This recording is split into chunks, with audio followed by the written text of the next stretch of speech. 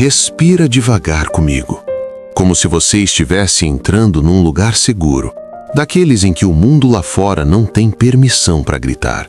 Porque o que eu vou te contar hoje é antigo, pesado, assustador em algumas curvas, mas estranhamente bom.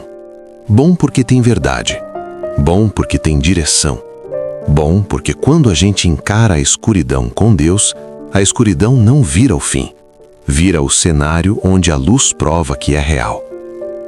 Agora imagina uma noite em que a chuva começa mansinha, quase educada, só para testar se você está prestando atenção. E de repente, ela ganha corpo, ganha raiva, ganha volume, como se o céu tivesse decidido falar alto de uma vez. Imagina as ruas ficando vazias, os rostos perdendo a cor, o vento entrando pelas frestas com um som que parece aviso. Imagina, mais do que isso, que em algum lugar existe uma arca enorme, construída por um homem que todo mundo chamou de doido por tempo demais. E agora, quando a primeira água invade o chão, a gargalhada some. Só fica o barulho do mundo descobrindo tarde demais que certas coisas eram sérias. Só que eu quero que você saiba desde já, essa história não é sobre um Deus que gosta de destruir. É sobre um Deus que não faz acordo com a maldade e ainda assim escolhe salvar. É sobre um Deus que fecha uma porta sim, mas antes disso ele chama, avisa, insiste, dá tempo, dá sinal, dá oportunidade. E é sobre como, mesmo depois de um recomeço, o coração humano ainda precisa ser tratado, porque a tempestade pode passar por fora e ainda assim sobrar tempestade por dentro. Noé não construiu uma arca como quem monta um projeto criativo. Ele construiu como quem carrega um peso santo. Cada tábua era uma resposta à voz de Deus. Cada martelada era uma oração que o povo não ouvia. E isso é uma coisa que sempre se repete. A fé verdadeira raramente parece cool enquanto está acontecendo. Ela costuma parecer estranha. Ela costuma parecer lenta. Ela costuma parecer isolada. E ainda assim, era ali que o céu estava sendo obedecido.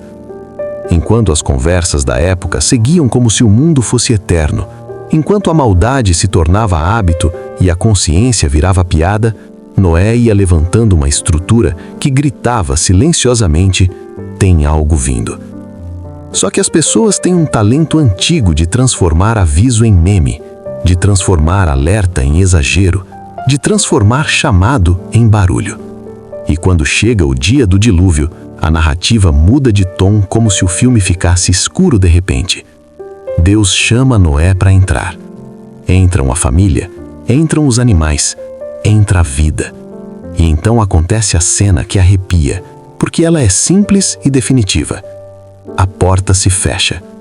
E o texto deixa a sensação de que não foi um fechamento comum, como quem empurra madeira. Foi um fechamento de destino, como quem sela um tempo. E esse detalhe tem um peso espiritual enorme, porque fala sobre limite. Fala sobre o fato de que existe uma hora em que o amanhã eu vejo isso vira agora já foi. Só que antes desse limite, houve convite. Antes do fechamento, houve graça. E isso é importante, porque a gente vive como se o tempo fosse elástico, como se sempre existisse uma chance igual amanhã. A arca, na história, é um lembrete de que Deus é paciente, mas não é cúmplice. A chuva cai, mas você percebe rápido que não é só chuva. É como se a criação estivesse sendo puxada de volta para o caos, como se o mundo que tinha recebido forma agora tivesse as comportas arrancadas. O céu despeja água e a terra devolve água, como se o planeta tivesse lembrado uma linguagem antiga. E a água sobe. Ela sobe de um jeito que não é dramático no começo, e isso é o mais assustador, porque a destruição raramente chega com sirene, ela chega com normalidade. Primeiro é só um pouco, dá para ignorar, dá para explicar, dá para fazer piada. Depois já não dá. Depois o chão vira instável. Depois o que era seguro se torna frágil. Depois a água entra em lugares que você jurava que jamais entraria. E quando a água passa da altura das decisões humanas, o mundo percebe que não tem argumento, não tem tecnologia, não tem força, não tem esperteza. Tem só realidade. E dentro da arca, a realidade é outra. A arca não é um cruzeiro, é um abrigo apertado, é madeira rangendo, é cheiro forte, é animais inquietos, é gente tentando dormir com o barulho do céu como um tambor sem pausa. É uma família vivendo o que ninguém queria viver. E é ali que a fé é provada de um jeito íntimo, porque o lado de fora desaparece e sobra só o lado de dentro. E o coração pergunta coisas que ele não perguntaria em dias bons. Será que eu ouvi Deus mesmo? Será que ele vai sustentar isso? Será que a promessa é real ou foi só minha esperança tentando sobreviver?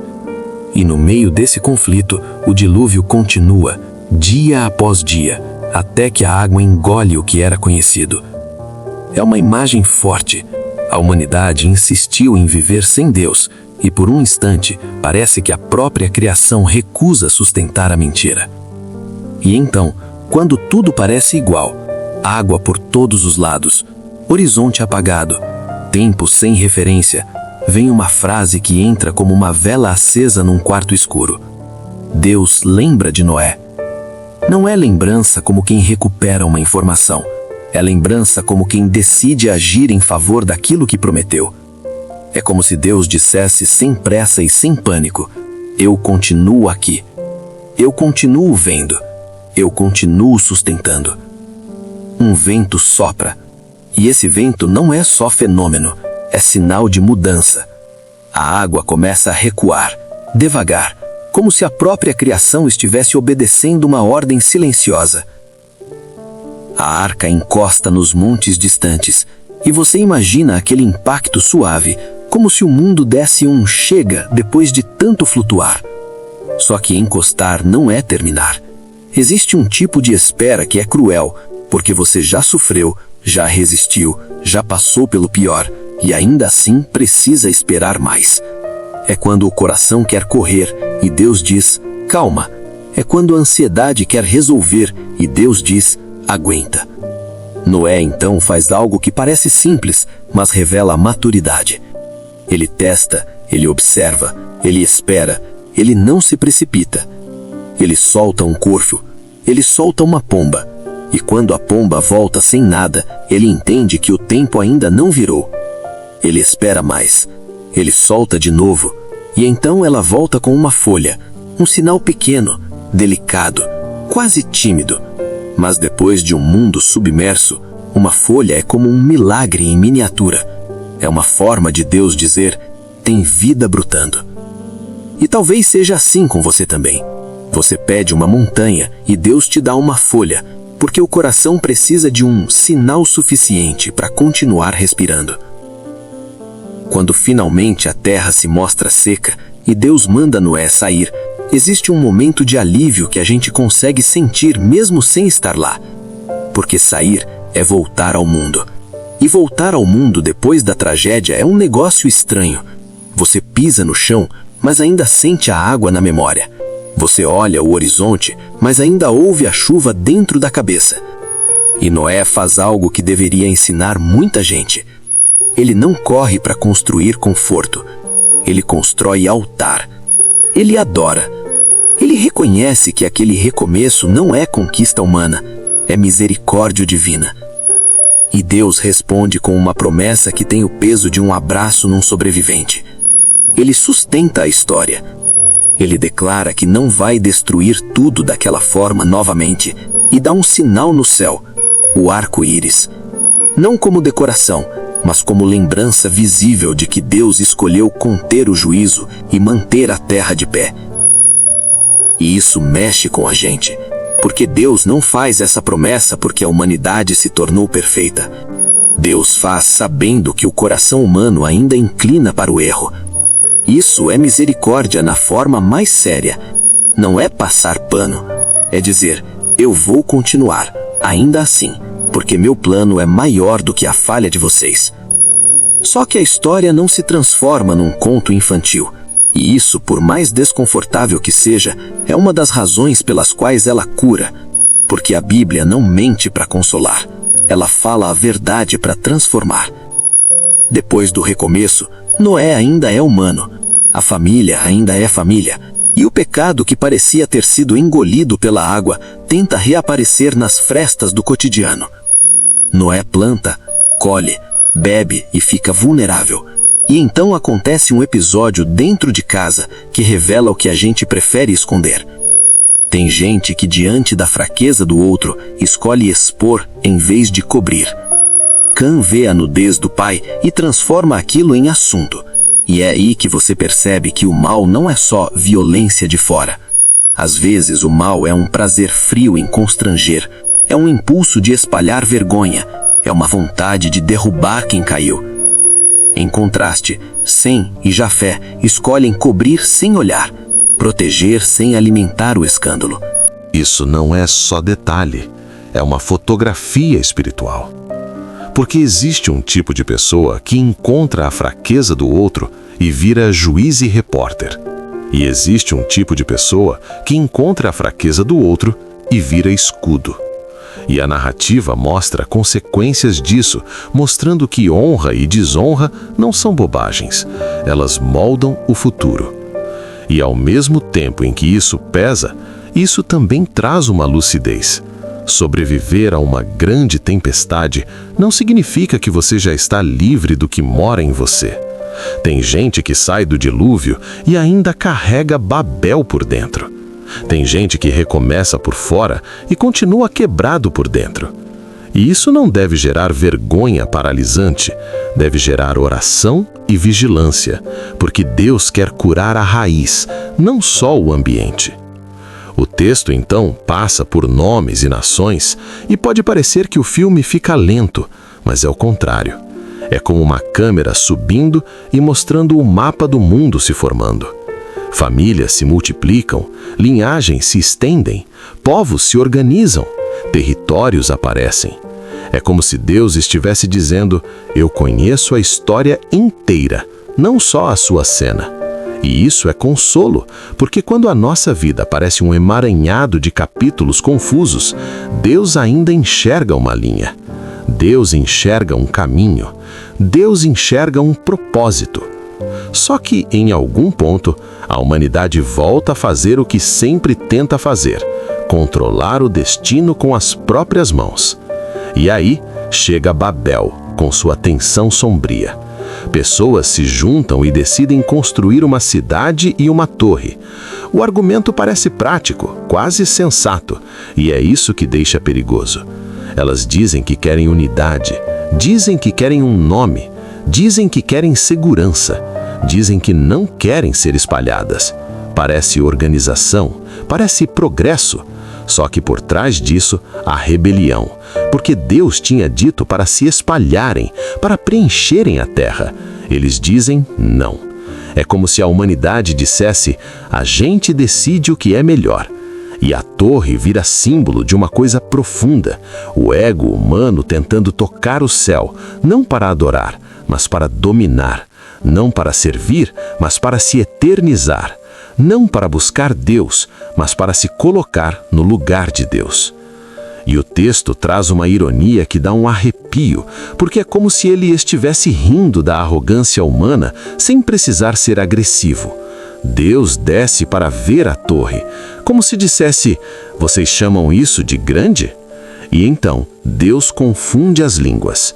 De repente, o que antes parecia unidade vira ruído. O projeto trava. A comunicação quebra, e aquilo que eles tentavam evitar acontece. Eles se espalham. Só que por trás do juízo há misericórdia. Porque se o ser humano, unido em orgulho e sem freio, consegue concentrar maldade e poder, a destruição pode ser maior do que a gente imagina. Então Deus corta a arrogância antes que ela vire um monstro. E aqui existe uma verdade que acalma. Nem toda confusão é ataque do inferno. Algumas confusões são freios do céu. Alguns nãos são proteção. Algumas portas fechadas são misericórdia, porque Deus vê onde aquela torre terminaria e Ele ama demais para deixar o ego humano virar um Deus. E então, como se a história precisasse de um novo começo, Deus faz algo surpreendente. Ele não começa com uma multidão, ele não começa com uma cidade, ele não começa com um grande império. Ele chama um homem. E isso é lindo, porque mostra como Deus trabalha. Ele começa pequeno para atingir grande. Ele começa simples para construir profundo. Ele chama Abrão. E o chamado não vem com mapa detalhado, não vem com garantia de conforto, vem com promessa e direção. Sai da tua terra, da tua parentela, da casa do teu pai, para a terra que eu te mostrarei. E Deus promete fazer dele uma grande nação, abençoá-lo e, através dele, abençoar todas as famílias da terra. Repara como isso responde a Babel. Babel dividiu e espalhou pela força do orgulho. Deus vai abençoar e reunir pela força da promessa. Babel queria fazer um nome. Deus diz que ele mesmo engrandecerá o nome daquele que obedece. Babel queria tocar o céu com tijolos. Abrão vai caminhar na terra com fé. Deus não começa restaurando o mundo com um monumento. Ele começa restaurando com uma caminhada. E fé é isso. Não é uma emoção bonita. É um passo quando você não tem todas as respostas. Abrão vai. Ele leva Sara. Ele leva Ló. Ele leva o que tem. Ele deixa para trás o que definia sua identidade. E deixar a terra e a casa do pai não é só mudança de endereço, é mudança de senhorio. É dizer, eu não pertenço mais ao medo, eu pertenço ao chamado. E quando ele chega, ele levanta altar. Ele marca o caminho com adoração. É como se cada parada fosse uma lembrança. Deus me trouxe até aqui. E isso é poderoso para o público, porque muita gente quer uma vida com Deus sem peregrinação, quer promessa sem processo, quer bênção sem caminho. Só que a Bíblia mostra que a caminhada faz parte da bênção. A caminhada é onde a fé cresce, onde o caráter é forjado, onde a voz de Deus fica mais familiar do que a voz da ansiedade. Só que a história não protege Abrão de falhas. E isso é outra coisa que deixa a pessoa se sentir bem, porque é honesto. Ser chamado não significa ser impecável. A fome vem, e fome mexe com a alma de um jeito que a teoria não mexe. Abrão desce ao Egito, e lá, com medo, ele tenta se proteger do jeito humano, usando uma meia-verdade, manipulando o risco. E ele colhe tensão. Mas o mais importante aqui é que, apesar do tropeço, Deus continua conduzindo. Porque o plano de Deus não depende da genialidade de Abrão, depende da fidelidade de Deus. E isso é alívio espiritual. É o tipo de alívio que faz o público respirar e pensar: se Deus não desistiu dele, talvez não desista de mim. A história mostra que Deus é sério com o pecado e sério com a promessa. Ele não passa pano como quem ignora. Ele trata, ele corrige, ele conduz, ele mantém a linha.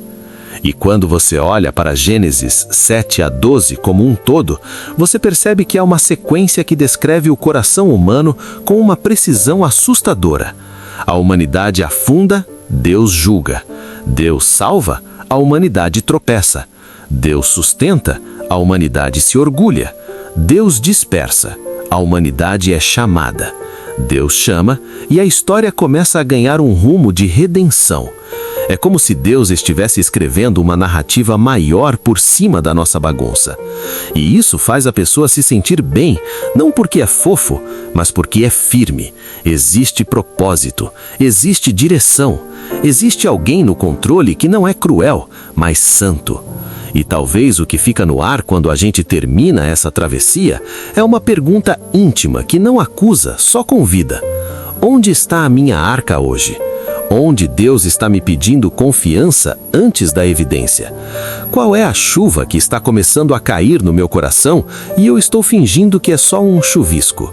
E qual é a minha torre de Babel, o meu projeto de controle, o meu jeito de tentar tocar o céu sem se render ao Deus do céu? Porque às vezes a nossa torre nem é visível, ela é interna. É a mania de controlar tudo, é a recusa de depender, é a necessidade de fazer um nome. E o chamado de Deus, como no caso de Abrão, ainda soa do mesmo jeito. Sai. Sai do teu lugar seguro falso. Sai do que te define sem Deus. Sai do teu antigo altar de ego e caminha comigo. Porque o Deus que fechou a arca é o mesmo Deus que pendurou um arco-íris no céu. O Deus que confundiu Babel é o mesmo Deus que chamou um homem para abençoar as nações. E o Deus que guiou Abrão não é um Deus de ontem apenas. Ele continua chamando hoje. Se você estiver ouvindo isso num momento em que a vida parece uma tempestade, eu quero que você guarde uma imagem simples. Dentro da arca não era confortável, mas era seguro. Dentro da vontade de Deus pode não ser fácil, mas é seguro. E se você estiver num momento em que a vida parece terra seca, eu quero que você guarde outra imagem. Noé saiu e adorou. Não deixe a gratidão virar pressa. Não deixe o alívio virar esquecimento. E se você estiver num momento em que está construindo uma torre, eu quero que você guarde uma verdade.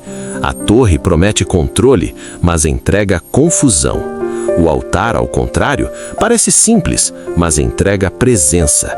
Deus não te chamou para levantar monumento de orgulho, Ele te chamou para caminhar em fé. E por mais dark que esse caminho pareça em alguns trechos, a sensação final é boa, porque a história prova que quando Deus está escrevendo, o capítulo não termina no caos, termina no chamado.